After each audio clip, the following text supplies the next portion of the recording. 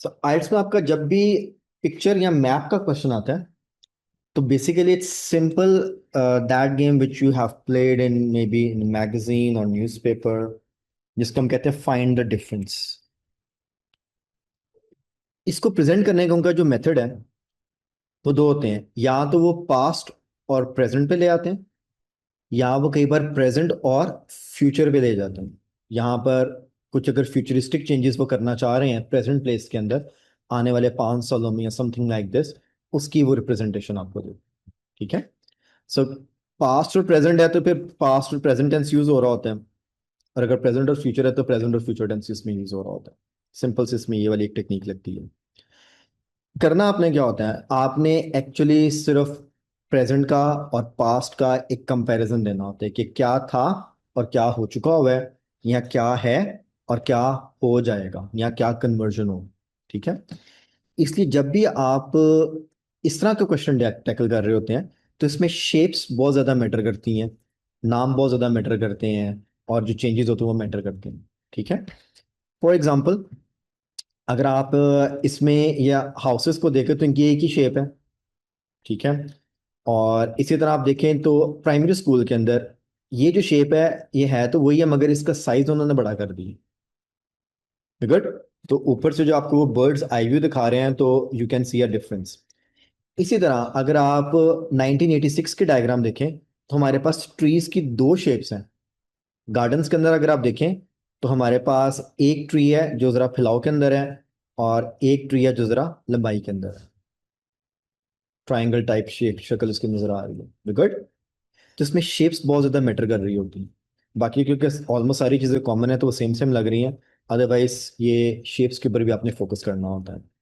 And then finally we have the compass, और बाकी चीजें उन्होंने ऑलरेडी लेबल की हुई हैं। जो लेबल्ड है वो हम नजर आ रहा है, और कुछ चीजों को वो लेबल नहीं करते क्योंकि वो इतनी प्रोमिनेंट होती है कि उसको लेबल करने की जरूरत नहीं पड़ती है। फॉर एग्जाम्पल, अगर मैं कहूँ ये क्या है, क्या है ये, कैंगरू है, चिकन, क्या है ये, सिकाओ नजर आ रहा है। ठीक है। हाँ, फुल ब्लैक होती तो हम बफलो कहते थे, तो व्हाइट एंड ब्लैक है तो वी कैन से सिकाओ। गुड। उसको लेबल करने की जरूरत थी? I don't think so. ठीक है। इसी तरह ये क्या है, ये नजर आ रहा है, उसने गार्डन्स लिख दिया तो ये नजर आ रहा है कि प्लांटेशन है, ट्रीज नजर आ रहे हैं। ठीक है। So there is no need to label it. Good. आइट्स के पेपर में जब भी वो ये डॉटेड लाइंस शो करते हैं ना, ये आमतौर पे रफ ट्रैक या फुटपाथ्स को शो करते हैं। ठीक है। अगर की में लिखा हुआ है तो दैट्स गुड, अगर नहीं लिखा हुआ तो ये फुटपाथ के तौर पे यूज होता है। ठीक है। और अगर उनके कोई सॉलिड रोड्स हैं तो ऑलरेडी उन्होंने मेंशन किया होता है, जैसे ये एक लेन टाइप चल रही है तो ये नजर आ रहा है, पाथवे है। ठीक है, ये सॉलिड है। गुड। बाकी ये रिवर है, ये रिवर को उन्होंने मैच कर दिया है। ये क्या चीज़ है उन्होंने बता दी कि ब्रिज है। एंड बाकी मेरा ख्याल है सब क्वाइट क्वाइट प्रोमिनेंट है इसके ऊपर। सो whenever you are given this task you have to read it carefully. read means pictures को रीड करना होता है, लेबलिंग को रीड करना होता है, शेप्स को रीड करना होता है, और जैसे उन्होंने आपको प्रेजेंट किया होता है पास्ट एंड प्रेजेंट जैसे इसके अंदर है, सो यू नीड टू सी कि क्या क्या डिफरेंस है। ठीक है। आप जो है ना सिंपल सी ट्रिक कर लिया करें, क्योंकि पेपर में हाईलाइटिंग वैसे अवेलेबल है आप कंप्यूटर स्क्रीन के अंदर, या आपको कंप्यूटर बेस्ड पेपर में भी वो एक फिजिकल पेन और पेपर प्रोवाइड करते हैं। ठीक है। आप चाहें तो उसके ऊपर साइड पे ना अपनी की बना लें, फिजिकल पेपर के ऊपर एक एस लिख लें और एक डी लिख लें। S is for same, D is for different. ठीक है। जो चीजें सेम है दोनों पिक्चर्स के अंदर उसको एसेस कर दें, मींस आप अपनी की के ऊपर वहां पे लिख लें यार ये सेम है सेम है सेम है। जैसे एस लिख के आगे ब्रिज लिख लें। ठीक है। मे बी पोस्ट ऑफिस लिख लें। ठीक है। वो काइंड ऑफ कह लें कि आपका इंस्ट्रक्शन शीट होती है या एक रोल नंबर स्लिप होती है, एक साइड पे वो ब्लैंक होता है। ठीक है। एग्जाम में जो आपको देते हैं उस पर अलाउड होता है, आप लिख सकते हैं। ठीक है। सो आपको अलाउ कर देते हो, कहते हैं आप इस पे लिख लीजिए। तो आप जो चीज़ें डिफरेंट है उसकी एक डिफरेंट की बना लें, क्योंकि ये आपको बाद में लिखने में हेल्प आउट करेगा। जब हम पेपर बेस पे काम करते थे तो तब हम तो पेपर के ऊपर ही लिख लेते थे एस और टी, कि क्या चीज़ सिमिलर है और क्या चीज़ डिफरेंट है, क्योंकि यही इसका कंपैरिजन का मेन रीजन बनेगा कि क्या चीज़ बिल्कुल नहीं चेंज हुई और क्या चीज़ बदल गई। गुड। अब मैं सिर्फ आपको इसका स्ट्रक्चर बताऊंगा, बाकी काम आपने करना है। स्ट्रक्चर बताने के लिए I need to go to the intro page. वापस चलते हैं। तो राइटिंग टास्क में आपको दो क्वेश्चंस मिलते हैं, task one and task two. Task two की बात हम नहीं करेंगे, अब हम सिर्फ टास्क वन की बात करेंगे। टास्क वन में as per the instruction says, अगर मैं एकेडमिक की बात करूं, so it clearly mentions you have 20 minutes. Examiner की सजेशन है अगेन 60 मिनट्स की मैनेजमेंट है। आप इसको 20 में कर लें, 15 में कर लें, 25 में कर लें, मगर ये आपका एक थ्रेशोल्ड है। प्रेप टाइम में अगर आप टास्क वन को 20 मिनट में हैंडल कर रहे हैं, it means you are able to do it in the exam as well. इसमें जो वर्ड्स की लिमिट है 150 है। आप क्योंकि टाइप कर रहे होते हैं, काउंटर सामने आ रहा होता है, इतने वर्ड्स आपने लाजमी लिखने हैं। अगर ज्यादा लिखेंगे तो अच्छा है, ज्यादा कितने, 20 25 30 50 वर्ड एक्स्ट्रा लिखिए, मगर टाइम को देखते हुए। और कम नहीं होनी चाहिए। एक चीज है जो टास्क वन में आपने याद रखनी, जो कि टास्क टू में हमें इजाजत है और टास्क वन में इजाजत नहीं है। No reasoning, no opinion. जब हम टास्क टू करते हैं ऐसे राइटिंग, उसमें हम रीजंस भी देते हैं, उसमें हम ओपिनियन भी देते हैं, और इवन उसमें हम एग्जांपल्स भी देते हैं। इसमें ये सारी चीजें नो है। ना इसमें आपने चार्ट्स की रीजनिंग देनी है कि ऐसा क्यों हुआ, ना आपने अपनी ओपिनियन का इजहार करना है कि ये अच्छा हो गया, ये चेंज कर दिया, ये अच्छा नहीं हुआ, चेंज नहीं हुआ, नो। और ना ही आपने इसके अंदर कोई एग्जांपल ऐड करनी है कि फलानी स्टेट में भी ऐसा था और इसमें, नो। ये जो है ये आपकी डिस्क्रिप्टिव राइटिंग है। जैसे ऐसे आपकी आर्ग्यूमेंटेटिव राइटिंग है, ये डिस्क्रिप्टिव है। डिस्क्रिप्टिव का मतलब होता है डिस्क्राइब करना। आपको जो चीज उन्होंने दे दी है, you just need to report it. इसे हम इसको रिपोर्ट राइटिंग बोलते हैं। अब आइल्स के पेपर के अंदर इनके डिफरेंट स्टाइल्स हैं। यहाँ तो वो आपको लाइन ग्राफ्स देते हैं, बार ग्राफ्स देते हैं, पाई चार्ट देते हैं, टेबल देते हैं, और डायग्राम्स देते हैं। डायग्राम्स के अंदर आज जो हम कर रहे हैं वो ये है, मैप्स और पिक्चर्स। गुड। इसी तरह टाइम टू टाइम हम डिफरेंट क्वेश्चंस को टैकल करेंगे, मगर ये जो चीजें हैं ये कंसिस्टेंट है। 20 मिनट्स, मिनिमम 150 वर्ड्स, और ये चीज, ये टास्क वन के अंदर किसी भी रिपोर्ट राइटिंग में, आइल्स की बात कर रहा हूं मैं फिर, no reasoning, no opinion, no example. अगर आपने इस पे कुछ भी लिख दिया, वो आपके नंबर डिडक्ट करवा देगा इसका। ये बात समझ आ रही है? सो काइंडली ये चीज नोट कर लें, ये टास्क वन और टू में कंफ्यूजन नहीं होना चाहिए। ठीक है। अब आ जाते हैं इसके स्ट्रक्चर के ऊपर कि आपकी रिपोर्ट का स्ट्रक्चर क्या है। रिपोर्ट के स्ट्रक्चर के लिए मैं आपको सिंपल इसके आंसर पे यहाँ पे लेके जाऊंगा। इसके अंदर भी आपने 4 पैराग्राफ से बनाने होते हैं, 4 पीस। जैसे हमने टास्क टू की बात की थी, मिनिमम 4 पीस, यहाँ पर भी मिनिमम 4 पीस है। ज्यादा बन सकते हैं, मगर 4 इज मोर देन इनफ। यहाँ पर पैराग्राफ्स के नाम है। The first is known as intro. Intro के अंदर सेम टेक्निक अप्लाई करेंगे जो हम टास्क टू में करते हैं। जो उसने आपको टॉपिक दिया है उसी टॉपिक को रीराइट करना है, पैराफ्रेज। अब ये जो चीज है, ये आपके क्वेश्चन पेपर में टॉपिक का कैप्शन होता है। कह लें कि डायग्राम के ऊपर या क्वेश्चन स्टेटमेंट में जो उन्होंने एक इंफॉर्मेशन दी है, ये वही स्टेटमेंट हमने रीराइट करनी है। और याद रहे कि इसमें ज्यादा हमारे पास पैराफ्रेजिंग की अपॉर्चुनिटीज इतनी ज्यादा नहीं होती हैं। इससे परेशान नहीं होना कि यार ये तो मैं एक या दो वर्ड चेंज कर रहा हूँ सिर्फ, क्योंकि इसके अंदर इतनी सी फॉर्मेटिंग अलाउड होती है। ठीक है। क्योंकि आप डेट्स चेंज नहीं कर सकते, नाम चेंज नहीं कर सकते, जो कंपैरिजन दिया वो चेंज नहीं कर सकते, तो चेंज क्या करेंगे? आप मैप्स को मैप्स ही कह देंगे, बस शो को डिपिक्ट कह सकते हैं। हाँ, आप जैसे इसमें बता रहे हैं कि एक मेजर ट्रांसफॉर्मेशन है, ये आपने लिख दिया है। बाकी ऑलमोस्ट इसमें आप चेंज नहीं कर सकते कुछ भी। इसलिए इंट्रो पे बहुत ज्यादा टाइम स्पेंड नहीं करना। ठीक है। आपने एक बार कोई 5 6 इंट्रोस पे काम कर लिया, आपको वैसे समझ आ जाएगी कि इंट्रो के अंदर हर बार एक दो या तीन वर्ड्स चेंज होते, बाकी सेम टू सेम लिखना होता है। Good. So don't spend too much time on intro, ना ही आपने इसको एक्सपैंड करना है। ठीक है। दूसरा पैराग्राफ, इसको हम ओवरव्यू बोलते हैं। ओवरव्यू पैराग्राफ का मतलब वही है जो मैं आपको वर्ड बता रहा हूं, ओवरव्यू। मीन्स के एक नजर में अगर आप किसी चीज को देखें और आप बता दें कि ये क्या है, दैट इज ओवरव्यू। ठीक है। आप मुझे कोई एग्जांपल दे सकते हो ओवरव्यू की, ताकि मुझे पता लगे कि आपका कॉन्सेप्ट क्लियर है। मुझे कोई भी एग्जांपल दे दें, आइल्स को छोड़ के प्रैक्टिकल एग्जांपल दे दीजिए ओवरव्यू की कोई, जिसको हम कह सके हाँ यार ये ओवरव्यू है।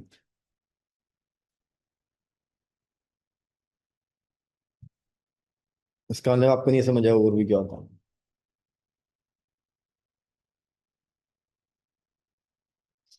अच्छा, चलें ठीक है। जो एक वर्ड है बिल्डिंग, BUILDING, ये कॉमन वर्ड है। हम किसी भी इमारत को बिल्डिंग कह देते हैं, ठीक है। मगर उसकी एक शेप हो तो हम उसको उस नाम से पुकारते हैं जो उसकी शेप होती है। आप किसी मस्जिद के सामने से गुजरे, जनरली तो वो बिल्डिंग है, मगर हम उससे क्या कहेंगे? मॉस्क, मस्जिद। कैसे पता लगेगा? सिर्फ एक नजर डालने से। क्योंकि मस्जिद का एक पर्टिकुलर स्टाइल है, उस पर गुंबद होंगे, मीनार होगा, हाता होगा जहाँ पे लोग नमाज पढ़ेंगे अगर ओपन है तो, ठीक है। इसी तरह आप अगर किसी चर्च के सामने से गुजरे, है तो वो भी बिल्डिंग है, मगर just by looking at it you know it's a church. Make sense? आप अगर किसी ग्राउंड के सामने से गुजरे और उसके अंदर पिच बनी हुई है या गोल पोस्ट लगे हुए हैं, आप बता सकते हैं कि ये फुटबॉल की ग्राउंड है, हॉकी की ग्राउंड है कि क्रिकेट की ग्राउंड है, सिर्फ एक नजर के अंदर। और आप एक ग्राउंड के सामने से गुजरे हैं जिसके अंदर बेंच लगे हों, झूले लगे हों, आप बता सकते हैं ग्राउंड नहीं है, पार्क है। एग्जैक्टली exactly, एक नजर। Overview is one glance. अब ओवरव्यू का कॉन्सेप्ट इस रिपोर्ट में कैसे लेके आना है? आपने ओवरव्यू पैराग्राफ के अंदर एक ऐसी स्टेटमेंट जनरेट करनी होती है जिससे रीडर को इंफॉर्मेशन मिल जाए कि जनरली क्या हो रहा है, डिटेल्स नहीं देनी होती। आई थिंक मेरा पॉइंट अब समझ आ गया होगा आपको। इसमें डिटेल्स गायब करनी है, एक ऐसी स्टेटमेंट जनरेट करनी है जिसमें रीडर को पता लगे कि क्या हो। अब आपके सामने जो डायग्राम है, उस डायग्राम में ये नजर आ रहा है कि 86 के अंदर वहां पे फार्मलैंड थी, वहां पे हमें एनिमल्स नजर आ रहे थे एंड सो ऑन, और घर बहुत कम थे।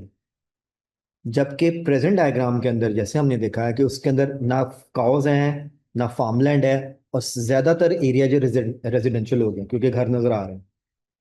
यहाँ पे क्या लिखा हुआ है? Overall the town has most notably shown an increase in housing development and a move away from the agriculture and farming।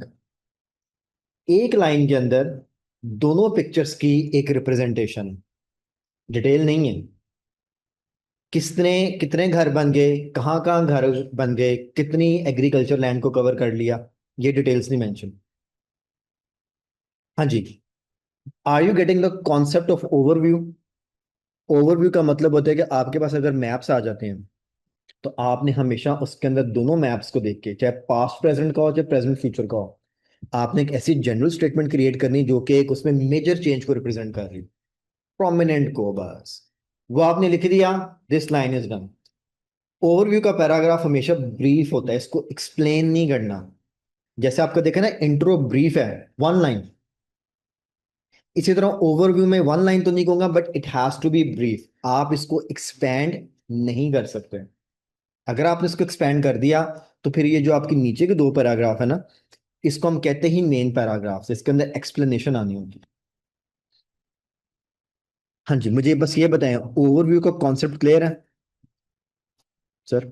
ठीक है। अब आपके पास दो मेन पैराग्राफ्स है, इसके अंदर बेसिकली आपने इंफॉर्मेशन कंपेयर फॉर्म में लिखनी है। या आपको जितने भी इसके अंदर वकैब नजर आ रही है बोल्ड के अंदर, ये सारी की सारी कंपेयरिंग वकैब है, ठीक है। ये वाले वर्ड्स आप इसमें या किसी भी क्वेश्चन के अंदर यूज कर सकते हैं, ठीक है, दैट डिपेंड्स। बाकी जो चीजें हैं वो इस पर्टिकुलर डायग्राम की पर्टिकुलर चीजें हैं। अब लिखने के दो तरीके हैं।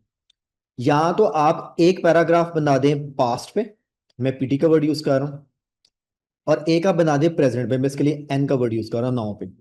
आप चाहें तो ऐसे कर दें, 86 के डायग्राम एक पैराग्राफ में एक्सप्लेन कर दें और प्रेजेंट की एक में कर दें, ये एक तरीकाकार है लिखने का। एक तरीकाकार ये लिखने का कि आप दोनों को मिक्स करके लिख लें, ठीक है। आप उसमें से एंटिटीज उठाएं और उनको आपस में कंपेयर कर लें। फॉर एग्जाम्पल, अब मैं जरा डायग्राम पे जा रहा हूं। मे बी आप डिसाइड करते हैं कि यार जो चीजें सेम है ना दोनों डायग्राम्स में, मैंने वो एक पैराग्राफ में लिखनी है। जैसे रिवर अपनी जगह पे है, ब्रिज अपनी जगह पे है, ये वाली जो एक सेंट्रल रोड है ये अपनी जगह पे है, ठीक है। और स्कूल की लोकेशन अपनी जगह पे है, काइंड ऑफ। शॉप अपनी जगह पे है, ठीक है। और या हम ऐसे कर देते हैं। और फिर आप एक पैराग्राफ बनाते हैं जिसमें चेंजेस आ गए। जैसे ये पूरा का पूरा जो फार्म एरिया है ये हाउसिंग में कन्वर्ट हो गया, और मे भी आप स्कूल को इसमें ले लें। आप कि आपके यहाँ स्कूल की लोकेशन सेम है मगर एक्सटेंड होगी।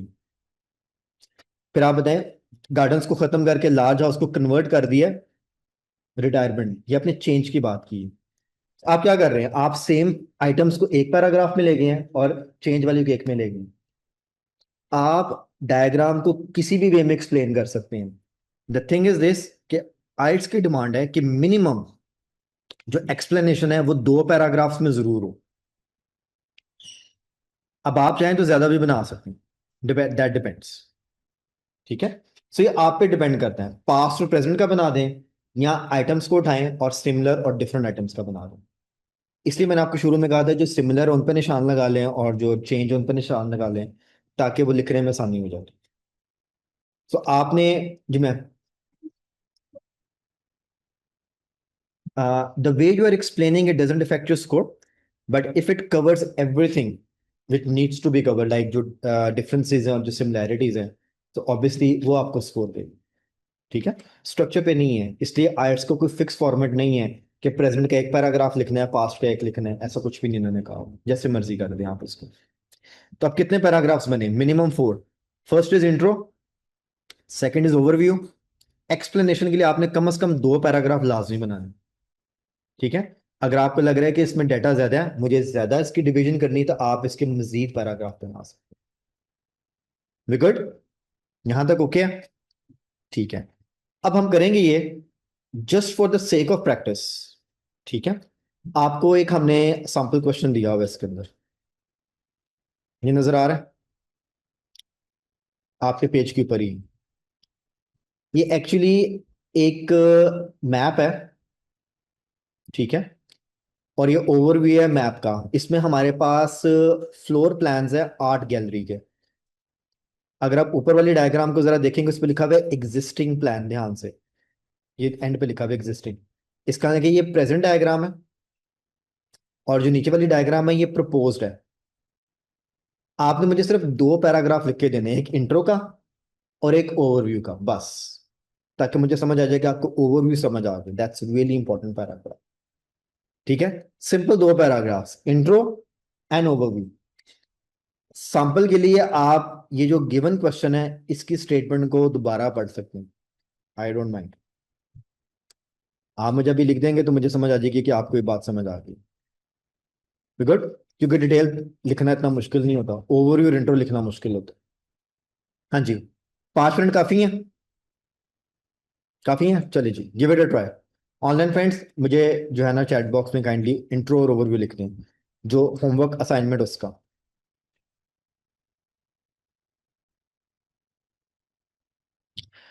Alright, जी, we talked about the intro and the overview. First of all, if we go about the intro, तो ये जो आपका कैप्शन स्टेटमेंट होता है यही आपने रीराइट करना होता है, ठीक है।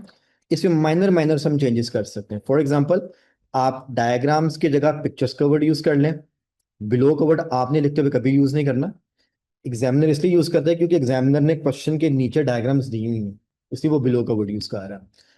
इसके अलावा आप एग्जिस्टिंग को प्रेजेंट का वर्ड से चेंज कर दें, प्रपोज्ड को फ्यूचर से चेंज कर दें, floor plans as it is रहने दें, art gallery as it is रहने दें, और जो रीडेवलपमेंट का वर्ड है इसको रेनोवेशन या रीस्ट्रक्चरिंग के साथ आप चेंज कर लें। गुड।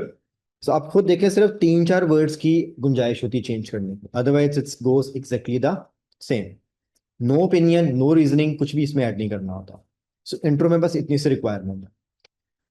अगर हम बात करें अब इसकी ओवरव्यू की, तो ओवरव्यू में आपको एक चीज बता देता हूँ, आपको शायद अभी मजीद थोड़ी सी हेल्प हो जाए। एक एक करके दे देते हैं, ठीक है। अगर आप इस डायग्राम को देखें, तो क्योंकि इसमें जरा लिखा छोटा छोटा होगा, तो ये हमारा जो करंट प्लान है, इसके अंदर एक ये पार्ट ऑफ द गैलरी है जो कि non part of the existing gallery. ये बिल्डिंग के साथ बिल्डिंग जुड़ी हुई है, मगर ये करंटली गैलरी का हिस्सा नहीं है, ये हमारा एग्जिस्टिंग प्लान है। और जो आपका मेन पोर्शन है गैलरी का, उसको उन्होंने ऑलरेडी 3 पार्ट्स में डिवाइड किया हुआ है। एक परमानेंट एग्जीबिशन हॉल है और दो उनके टेम्पररी हॉल्स हैं। और एंट्रेंस गैलरी की एक साइड से, जिसको हम राइट साइड कह सकते हैं यहाँ पे, क्योंकि हमारे पास कंपास गिवन नहीं है। और एंटर होते साथ ही आप लॉबी में जाते हैं, और शुरू में ही हमारे पास ऑफिस है, फिर आप एंटर हो जाते हैं in the gallery. That is the existing plan. ये पार्किंग कोर्ट है, मीन्स पार्किंग यहाँ पे है। अगर हम इसको प्रपोज प्लान के साथ देखें, जो चेंज करना चाह रहे हैं वो, that is the propose plan. तो पार्किंग सेम की सेम जगह पे है। एंट्रेंस उठा के इन्होंने साइड से कर दी है। अंदर उन्होंने एक बड़ा सा हॉल बना दिया, मीन्स के टेम्परेरी उड़ा दिया, परमानेंट कर दिया सारा कुछ। ये परमानेंट एग्जीबिशन हॉल है। एंटर होते साथ ही आप सीधा गैलरी में एंटर हो जाते हैं। हाँ, उन्होंने एक एजुकेशन सेंटर ऐड किया जो कि पहले नहीं था, मींस उन्होंने लॉबी को और ऑफिस को रीयूज कर लिया। और एक और हिस्सा है जो गैलरी का पार्ट नहीं था, मगर इस पर उन्होंने स्पेशल एग्जीबिशंस के लिए स्पेस ऐड कर ली है।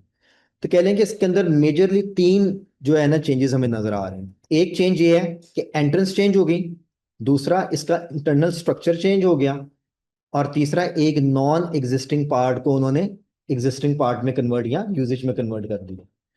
अगर आप इसको ओवरव्यू बनाना चाहते हैं, हम कह सकते हैं कि overall entrance has been restructured या entrance has been changed and the internal structure of the gallery has been restructured। अगर आप इतना भी लिख देंगे तो एक ओवरव्यू बन जाएगा। अगर आप इस तरह इसके अंदर डिटेल्स ऐड कर देंगे, वो भी कर सकते हैं। आप ये कह सकते हैं कि entrance from the right side has been changed या has been proposed from the centre of the gallery.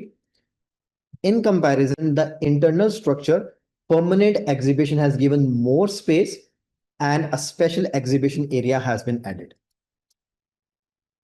Good? So, overview के काफी सारे स्टाइल है लिखने के लिए। आप इंटरनल एंटिटीज को यूज भी कर सकते हैं, या आप जनरल ड्राई के बाद भी कर सकते हैं। गुड। सो ओवरव्यू में याद रखना कि हमने एक मेजर मेजर चेंज की बात करनी होती है, जो बाद में छोटे छोटे चेंजेस हैं वो हम एक्सप्लेनेशन में इसको लेके जाएंगे। जी फ्रेंड्स, ओके। सो इंट्रो में बिल्कुल टाइम स्पेंड नहीं करना। Overview is very important. और बाकी सिंपली डिटेल्स होती हैं। डिटेल्स में कैंडिडेट्स इतना स्ट्रगल नहीं करते हैं, क्योंकि डिटेल्स में आपने देख लिया है कि आप जब सेंटर की बात करेंगे, आप कहेंगे जी टेम्परेरी को हटा के उन्होंने परमानेंट कर दी, या ऑफिस की जगह उन्होंने एजुकेशन एरिया बना दिया है, और लॉबी की जगह उन्होंने ये कर दिया एंड सो ऑन।